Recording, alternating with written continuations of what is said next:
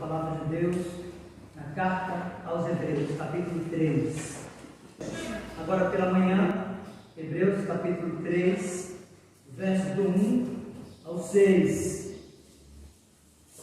Acompanhe comigo. Que nos diz a palavra de Deus. Hebreus 3, 1 ao 6. Por isso, santos irmãos, que participais da vocação celestial, considerai atentamente o apóstolo e sumo sacerdote da nossa confissão, Jesus, o qual é fiel àquele que o constituiu, como também o era Moisés em toda a casa de Deus. Jesus, todavia, tem sido considerado digno de tanto maior glória do que Moisés, quanto maior honra do que a casa tem aquele que a estabeleceu, pois toda casa é estabelecida por alguém, mas aquele que estabeleceu todas as coisas é Deus. E Moisés era fiel em toda a casa de Deus, como servo, para testemunho das coisas que haviam de ser anunciadas. Cristo, porém, como filho em sua casa, a qual somos nós, se guardarmos firme até o fim a ousadia e a exultação da esperança. Vamos orar mais uma vez, buscando a Deus a graça dele na disposição da sua palavra. Feche seus olhos por sua frente. Vamos orar ao Senhor. Meu Senhor, em nome de Jesus, teu Filho bendito e amado, ele que é profeta por excelência, que inspirou homens no passado, para que através deles conhecêssemos a tua vontade pela revelação especial do Antigo Testamento. Ele que inspirou homens também para o registro da Escritura no Novo Testamento, completando assim o cânon, que é a nossa única regra infalível de fé e de prática, e que hoje, como profeta, continua falando pelas Escrituras e tão somente por elas. Nós te suplicamos, meu Senhor, que por amor de Cristo, o nosso mediador e redentor, instrua-nos nesta manhã, na primeira parte desse sermão, desta mensagem, meu Senhor, nesta carta tão rica, tão bela, tão sublime, que fala da pessoa do nosso Redentor. Ajude-nos a compreendê-la, meu Senhor, e a vivê-la intensamente, de tal forma que a nossa vida seja um modelo de Cristo, daquilo que Ele é para nós, daquilo que Ele pode ser para aqueles que ainda não o conhecem e que vivem na cegueira espiritual. Que por Tua graça e pelo poder do Espírito, meu Senhor, o Senhor edifique essa igreja, fortalecendo a peregrinação do Teu povo rumo a Jerusalém celestial, nesses dias tão difíceis, mas que de forma especial o Senhor visite aquelas pessoas desse santuário e que também nos acompanhem pelas mídias sociais, a fim de que se curvem diante da grandeza de Cristo e, arrependidos dos seus pecados, o confessem como Salvador e Senhor. Que em tudo Jesus, nosso Supremo Pastor, seja exaltado e glorificado. Em nome dele nós oramos. Amém. Meus queridos irmãos e amigos, os perigos que os crentes expostos na peregrinação são de fato revelados com grande visibilidade na caminhada do povo hebreu quando dá saída em direção à terra da promessa. Aquela caminhada que deveria ser curta, mas que foi estendida pela própria desobediência do povo. É possível perceber que a incredulidade e desobediência deste povo os conduziu a experiências amargas, dolorosas e produtos da própria murmuração, da idolatria, da desobediência e ausência da adequação da vida e valores ao ensino da santa e bendita lei de Deus. Meus queridos irmãos, a carta aos Hebreus não tem um autor definido. ainda que o conhecimento profundo que o autor tinha do Antigo Testamento aponte para a autoria do apóstolo Paulo, nós podemos perceber que não há absolutamente nada que possa provar que foi Paulo que produziu esse escrito. Se você avaliar direitinho, você que é perito, leitor da Escritura, você perceberá, por exemplo, que o método de ensino, bem como o estilo de produção literária do apóstolo Paulo, é bem diferente daquilo que o autor dessa carta produz aqui. Nós percebemos que os destinatários desta carta eram cristãos judeus naquilo que nós definimos e conhecemos como a diáspora, ou seja, eles viviam naquele período da produção literária fora da Palestina. Percebemos também que eles falavam grego e tinham a tradução da Septuaginta no Antigo Testamento como fundamento para interpretar o que estavam recebendo como orientação espiritual de forma bem específica e especial acerca do nosso Senhor Jesus Cristo. O autor aqui vai tratar de forma exaustiva, meus queridos irmãos e amigos, o sacerdócio do nosso Senhor Jesus Cristo e o apresenta como um Senhor melhor do que todos os mediadores passados. Ele o apresenta também como superior no seu sacrifício, bem como naquilo que ele veio executar e estava fazendo através da obra do Espírito naqueles destinatários daquela carta. Percebemos então, na leitura que fizemos, meus queridos irmãos, que de fato nesta primeira sessão da passagem que é objeto desta exposição, que o autor vai fazer uma comparação aqui entre Cristo e Moisés para apresentar a superioridade de Cristo. Percebe então que, do ponto de vista daquilo que ele estava produzindo, há uma relação de que nós podemos compreender que os destinatários dessa carta eram, em sua grande maioria, judeus. Eles conheciam a excelência do serviço de Moisés, eles conheciam como profeta que Deus havia levantado no passado para conduzir o povo na saída do Egito, e ele sabia que aquelas pessoas o tinham em suprema referência. Então, de posse dessas informações, como conhecedor e perito do Antigo Testamento, ele pega todo esse arcabouço de informações da vida de Moisés, do seu ofício lá no passado, e passa a fazer comparações de Moisés com a pessoa do nosso Redentor. Veja, ele inicia exatamente falando sobre isso, e algumas declarações aqui no verso 1 que nos chamam a atenção. Veja, Hebreus 3, verso 1: Por isso, santos irmãos, que participais da vocação celestial, considerai atentamente o apóstolo e sumo sacerdote da nossa confissão, Jesus. Veja que há uma primeira declaração aí no versículo 1, capítulo 3 de Hebreus, quando o autor diz: por isso, santos irmãos, que participais da vocação celestial. Meus queridos, a expressão santos irmãos aqui define aqueles que um dia nasceram de novo. Essa expressão santos irmãos aqui define aqueles que foram regenerados. A expressão santos irmãos aqui define aqueles que foram santificados como em um ato e que estavam vivendo um processo santificador através dos meios de graça legados pelo Senhor. Eles já estão provando em uma menor medida do estado de glorificação que será plenamente perfeito na parousia ou na chamada segunda vinda do nosso Senhor Jesus Cristo. E é interessante porque, de posse dessa informação de Hebreus capítulo 3, verso 1, na primeira parte, nós vamos perceber que essa ideia de que eles são santos, que foram separados, traz uma relação de um chamado que vem dos céus.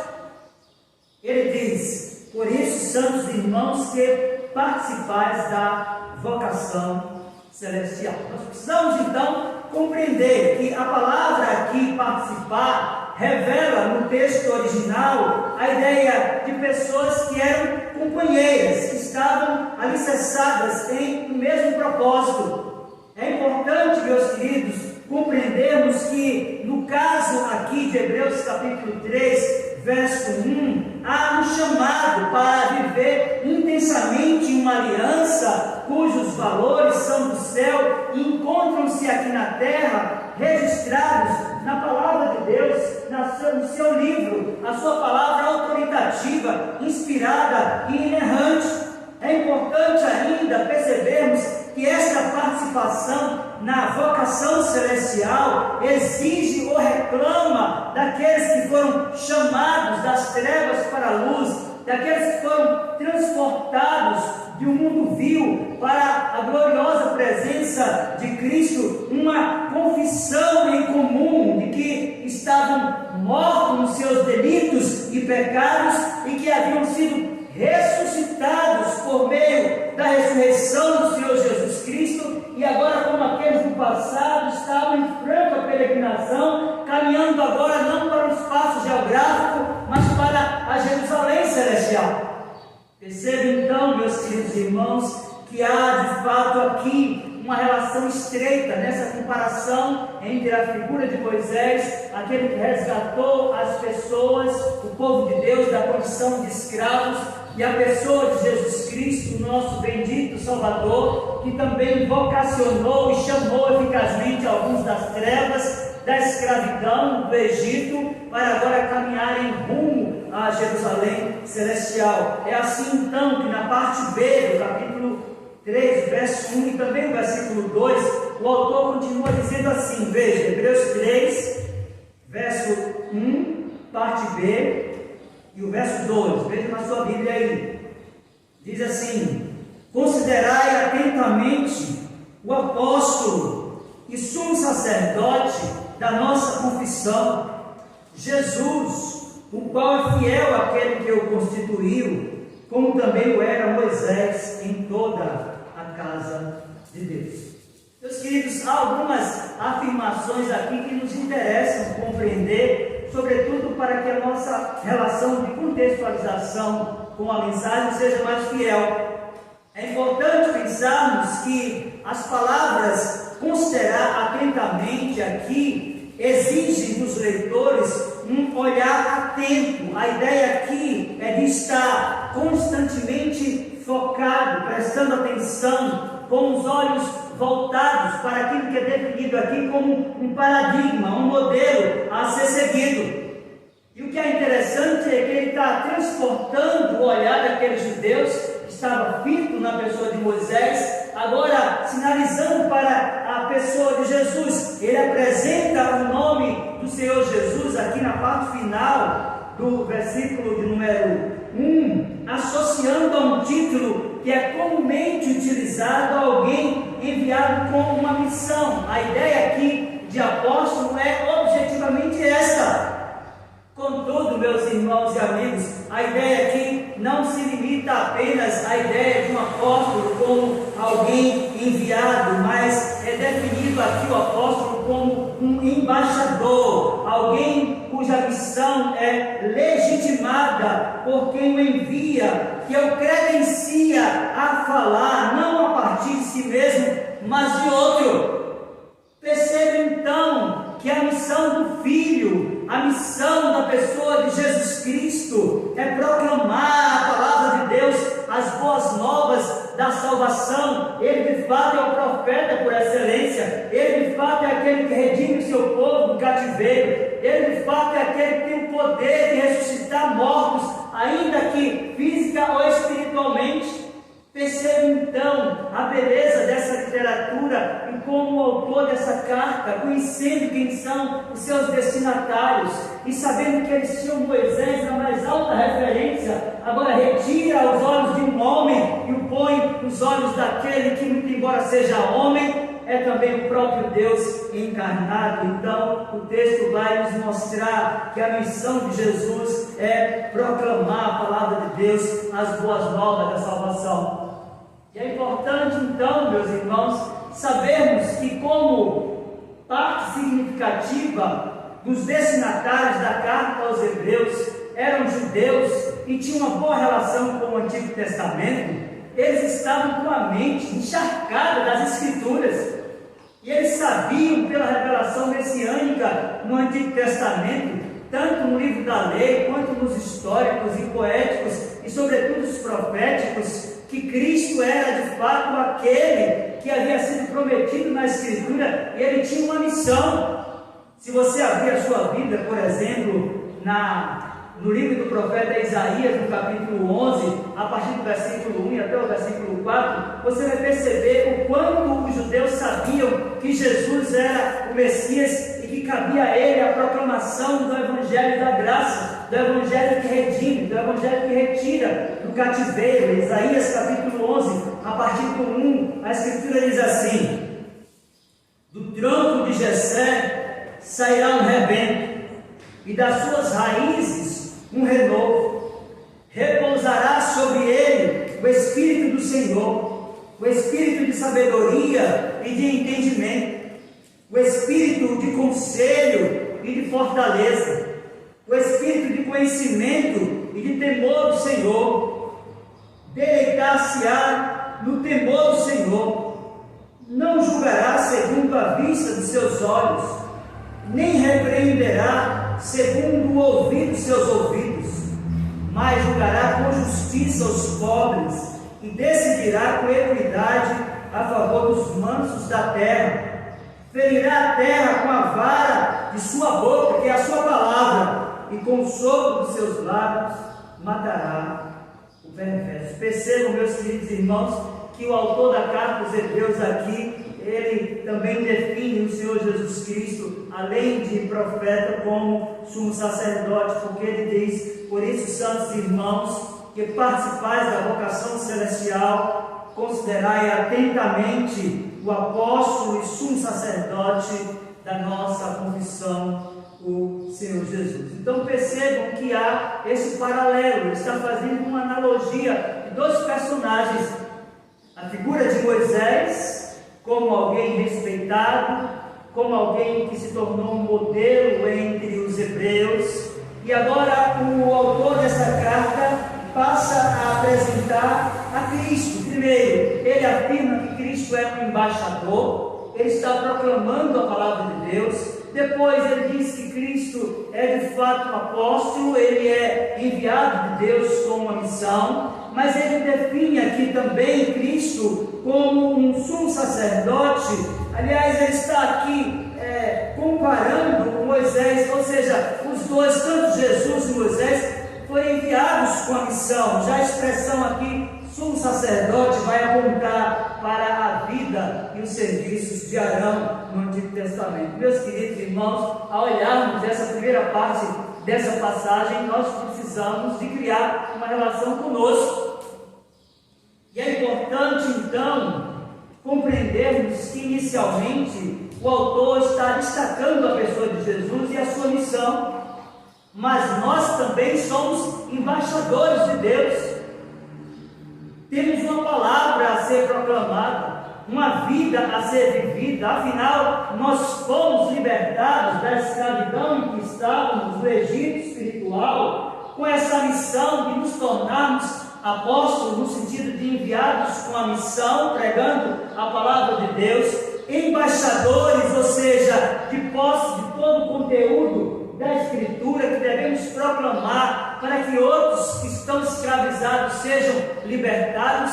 E essa de fato é a missão da igreja. Cristo será glorificado por cada pessoa que será despertada nos seus sentidos através da pregação do Evangelho da graça de Deus. Então é importante, considerando que Moisés assumiu o seu papel e cumpriu a sua vocação, é importante, considerando que o Senhor Jesus assumiu o seu papel e cumpriu a sua missão, que nós também assumamos o nosso papel enquanto embaixadores das boas novas do Evangelho e proclamemos a tempo e a fora de tempo, para que aqueles que estão vivendo nas trevas, para aqueles que estão sob a égide, a fúria, a escravidão do inimigo, sejam despertados nos seus sentidos e atendam a voz do Redentor, o Senhor Jesus Cristo. texto segue então, meus irmãos, e nós vamos perceber que esta afirmação encontrada em Hebreus capítulo 3, verso 2, termina ganhando cores e visibilidade a partir dos próximos versos, onde o autor passa aos detalhes comparativos. Veja aí, Hebreus capítulo 3, agora versos 3 e 4, o que diz a palavra de Deus.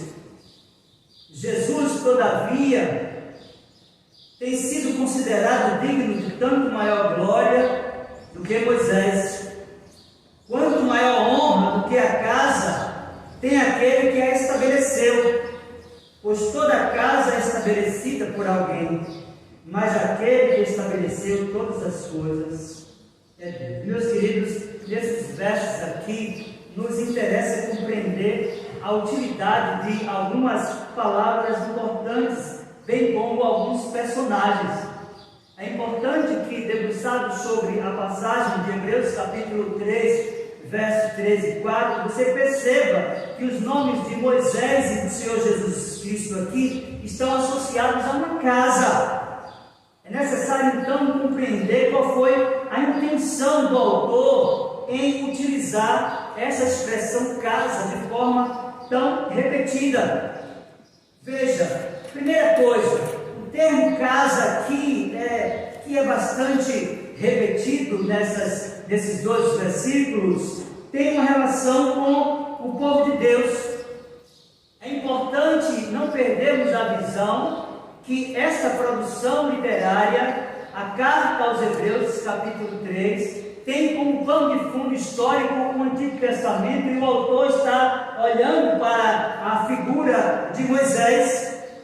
Então, levando em consideração que Moisés ministrou a Israel, o povo de Deus, sob a antiga aliança, nós devemos nos lembrar que Cristo ministra a sua igreja, o povo de Deus, sob aquilo que nós consideramos, definimos como a nova aliança.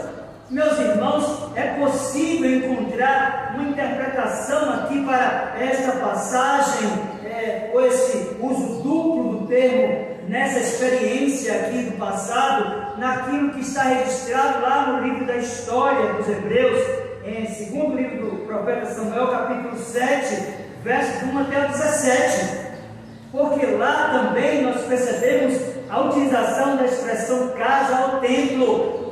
A ideia é de que Davi desejou construir um templo para o Senhor, mas ele não havia compreendido ainda que essa estrutura na qual ele estava desejando construir, ele mesmo estava inserido. Ele era parte desse processo pelo qual o Messias seria recebido. Ele era parte dessa igreja, na qual pode ser definida aqui não como instituição, mas como um organismo. Ou seja, o autor da carta aos Hebreus, capítulo 3, versos 3 e 4, vai utilizar essa expressão casa para falar da igreja, para falar de mim e de vocês.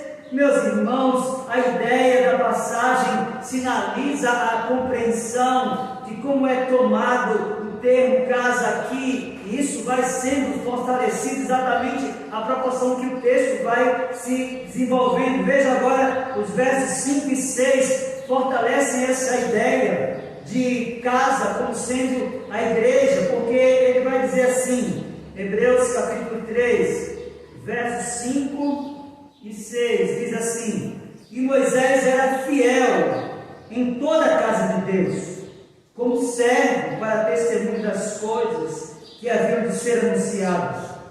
Cristo, porém, como filho em sua casa, a qual casa somos nós, se guardarmos firmes até o fim a ousadia e a exultação da esperança. Meus queridos, percebam a beleza dessa literatura e a força de argumentos que o autor dessa carta tem para criar relações de Moisés com Cristo, para criar relações de uma casa como estrutura e um corpo vivo que é um organismo, a igreja do nosso Senhor Jesus Cristo, que Ele é a cabeça gloriosa e tem o controle de tudo. perceba que quando o autor afirma que quem estabelece a casa é quem deve receber a maior honra, verso de número 3, ele está se referindo a Cristo. Meus irmãos, aqui Moisés é apresentado como o servo da casa, enquanto que o nosso Senhor Jesus Cristo é aquele que edificou a casa, que é a sua igreja gloriosa. Portanto, como foi o Senhor Jesus Cristo que edificou a igreja, ele é maior do que Moisés e, portanto, o Deus encarnado e cabeça do seu povo. Nós cantamos há pouco, no nosso momento de liturgia, um trecho da Escritura que cada vez que eu canto, o meu coração é tomado de um sentimento profundo de gratidão a Deus pela vida de Jesus Cristo. Nós cantamos Colossenses capítulo 1 na interpretação do Projeto Sola. E se você abrir a sua Bíblia agora, lá em Colossenses 1, a partir do 17 até o 20, você vai ver na narrativa construída pelo apóstolo Paulo, como ele fala de Cristo, como a sua vida está atrelada a Cristo, como ele defende de Cristo, como Cristo arriba da sua sorte, da sua esperança, do seu contentamento, da sua fé, da sua alegria e da sua fidelidade, do seu amor. Meus irmãos, Paulo escreve aos Colossenses capítulo 1, a partir do 17 e até o 20, e diz: ele é antes de todas as coisas, nele tudo subsiste, ele é a cabeça do corpo, da igreja, é o princípio, o primogênito de entre os mortos, para em todas as coisas ter a primazia. Porque aprove a Deus que nele residisse toda a plenitude, e que, havendo feito a paz pelo sangue da sua cruz, por meio dele reconciliasse consigo mesmo todas as coisas, quer sobre a terra, quer nos céus. Meus queridos, percebam que a analogia utilizada pelo autor da carta é perfeita, e ela estabelece e executa um projeto para uma casa que é muito maior do que uma estrutura física. Daí essa declaração de que aquele que faz o projeto de uma casa, ele é maior do que a própria casa.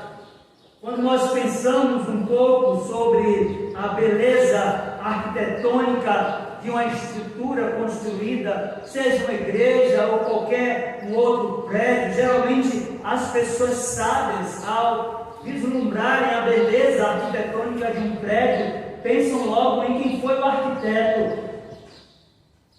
As pessoas olham, mas nossa, que prédio tão bonito!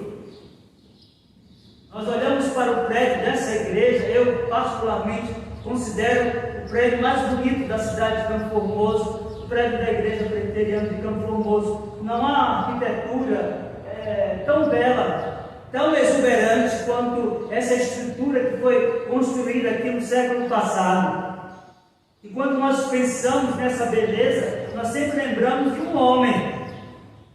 Esse homem foi o reverendo Eudaldo da Silva Lima, que projetou tudo isso, que doou a sua vida aqui durante o espaço do seu tempo e ministério, para que esse templo confortável pudesse abrigar tantas pessoas, e tantas pessoas têm sido marcadas por terem passado por aqui. Meus irmãos, o autor da carta aos Hebreus, ele está por meio de uma comparação, afirmando que Deus é o arquiteto, mas o Senhor Jesus Cristo, ele é o construtor da casa. Moisés, cuja importância é destacada aqui nessa passagem, ele é definido como um servo na casa de Deus. Meus irmãos, a beleza da igreja não reside apenas nessa estrutura, a beleza da igreja reside nos meus valores, nos seus valores. É isso aqui que o autor da carta aos Hebreus está falando, sobretudo porque eles não tinham tempo para congregar. A beleza da igreja não está na sua instituição, mas no organismo vivo, do qual Cristo é a cabeça e tudo faz para a sua própria glória. É importante, então, meus queridos irmãos, não diminuirmos o papel de Moisés. É importante importante lembrarmos que Moisés foi alguém importante. O autor da carta dos Hebreus reconhece isso. Ele sabe do valor, da importância, do ofício, da devoção de Moisés, servo de Deus. Ele não está diminuindo, ele só está colocando Moisés no seu lugar. É Cristo que tem que ser adorado, é Cristo que tem que ser glorificado, é Cristo que deve ser objeto da nossa esperança, do nosso contentamento, da nossa fidelidade. Moisés foi de fato um homem privilegiado. No livro da lei, lá em Êxodo capítulo 33, verso 11, nos mostra que Moisés viu o Senhor face a face. Então, o autor dessa carta não está diminuindo o papel de Moisés, e nós precisamos assumir o nosso. Contudo, ele está enobrecendo a figura do nosso Redentor. Para ele, o Senhor Jesus é inigualável. Para ele, o Senhor Jesus está elevado a uma condição de um homem que, muito embora tenha assumido a nossa natureza sem pecado, ele sempre carregou, como eterno Filho de Deus, a sua natureza divina. Contudo, meus irmãos, o autor da carta dos Hebreus não diminui quem de fato Moisés foi, mas continua enobrecendo, enaltecendo, botando em um alto lugar a pessoa do Senhor Jesus Cristo, como nos ensinaram os nossos pais no registro da nossa confessionalidade, lá no capítulo 2 da Confissão de Fé, seção primeira, quando os puritanos foram definir a pessoa de Deus, e nós cremos na divindade de Cristo, eles disseram assim: que Ele é infinito em seu ser e perfeições, Ele é imutável, Cristo é imenso, Cristo é eterno, Cristo é incompreensível, é onipotente, onisciente, Ele é santíssimo, Ele é completamente livre e absoluto, fazendo tudo para a sua própria glória e segundo o conselho da sua própria vontade, que é reta e imutável.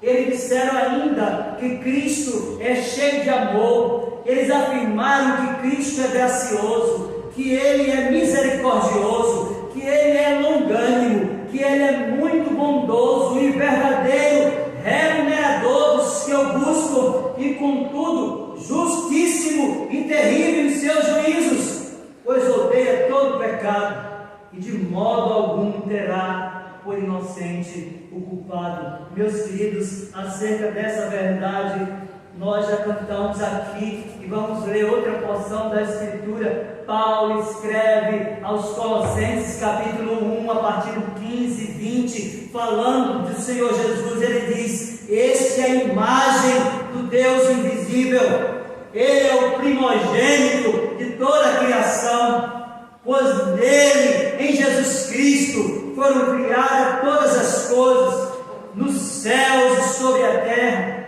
as visíveis e as invisíveis, sejam tronos, sejam soberanias, sejam principados, quer potestades, tudo foi criado por meio dele e para ele.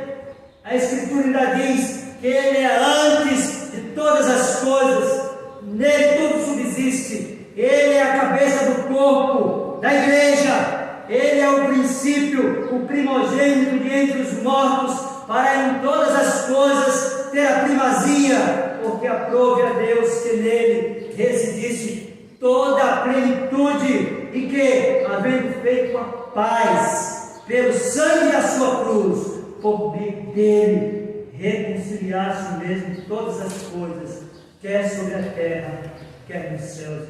Meus queridos irmãos, de fato, a beleza desta literatura, Hebreus capítulo 3, verso do 1 até o 6, não está limitada, resumida a apenas aquilo que o autor está tratando acerca de ofício ou de escrituras. Ele está apresentando Cristo, a razão da sua vida. Ele está apresentando a Cristo, a razão da sua esperança. Ele está apresentando a Cristo, a razão do seu contentamento. Ele está apresentando a Cristo, a razão da sua fidelidade, e de fato ele o considera como cabeça de todo o corpo. No capítulo 3 de Hebreus, verso 6, ele diz: Cristo, porém, como filho em sua casa, a qual somos nós, se guardarmos firmes até o fim, a ousadia e a exultação da esperança. Meus queridos, o autor da carta aos Hebreus apresenta Cristo como o supremo pastor do Salmo de número 23.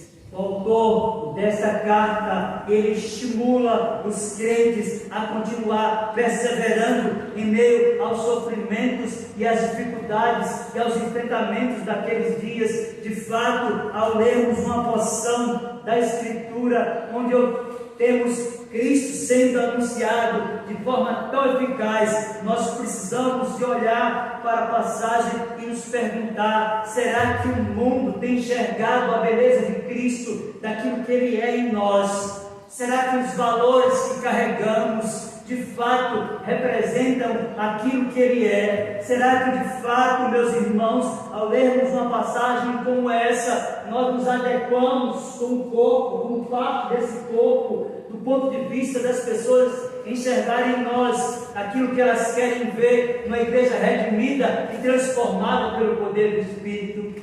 Meus queridos irmãos, nós iniciamos a exposição dessa mensagem destacando os riscos que os crentes, todos eles correm quando retiram o olhar da pessoa do Senhor Jesus Cristo. E eu quero concluir destacando alguns ensinos preciosos desta primeira mensagem do capítulo 3 da carta aos Hebreus. E a primeira lição que nós podemos retirar de Hebreus capítulo 3, versos 1 até o 6, é que o chamado para ser crente vem do céu e é destinado ao céu. É importante, de posse desta passagem, percebermos que isso vai nos levar à compreensão que a salvação é de Deus e Ele dá a quem quer. Isso sinaliza que nós cremos na doutrina da eleição incondicional. É isso que nós encontramos aqui em Hebreus capítulo 3, verso de número 1. Meus irmãos, mas não somente isso, é importante compreendermos, em segundo lugar, que a confiança de um autêntico cristão, de alguém que foi redimido, de alguém que foi transformado, de alguém que nasceu de novo, de alguém que arrependeu-se dos seus pecados, não pode estar estribada no homem, ainda que seja alguém como Moisés, de vida e caráter irretocáveis. É isso que o autor da carta aos Hebreus está fazendo aqui, nessa comparação. Ele está revelando que, muito embora Moisés fosse uma pessoa íntegra, como de fato deveria ser, que muito embora ele tenha cumprido o seu ofício, somente Jesus Cristo deve ser o objeto da nossa adoração. Por isso, meus queridos irmãos, é necessário nós honrarmos aos homens íntegros e retos que servem integridade de vida ao Senhor, mas nós só devemos prestar adoração e prostração à pessoa do Senhor Jesus Cristo. É necessário, meus irmãos, lembrar que o Senhor Jesus, Ele não divide a sua glória com ninguém. Se você voltar a sua Bíblia, lá em Isaías, capítulo 42, versos do 6 até o 8, você vai perceber isso. Eu, Senhor, te chamei em justiça, tomar-te-ei pela mão, e te guardarei, e te farei mediador da aliança com o povo e luz para os gentios, para abrir os olhos aos cegos, para tirares da prisão o cativo e do cárcere os que jazem em trevas. Eu, Senhor, este é o meu nome, eu sou o Senhor, este é o meu nome.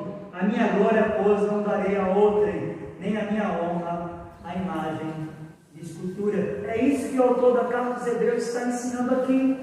Mas por fim, meus irmãos, nós devemos aprender que Cristo é o fundamento da igreja, que é definida aqui nessa passagem, Hebreus capítulo 3, versos 1 até o 6, como a sua casa. Então é importante lembrarmos, já que já falamos, que a beleza desta casa reside no seu arquiteto e edificador, o Senhor Jesus Cristo, o Filho unigênito de Deus, a segunda pessoa da Trindade Santíssima, verdadeiro e eterno Deus, da mesma substância, igual, perfeitamente, absolutamente igual ao Pai. Ele é de fato o único mediador entre Deus e os homens. Ele é o profeta, ele é o sacerdote, ele é o rei, ele é o cabeça e salvador da sua igreja, o herdeiro de todas as coisas. Ele é definido como o juiz do mundo. Ele não é apenas maior do que Moisés, mas ele está acima de tudo e de todos. A ele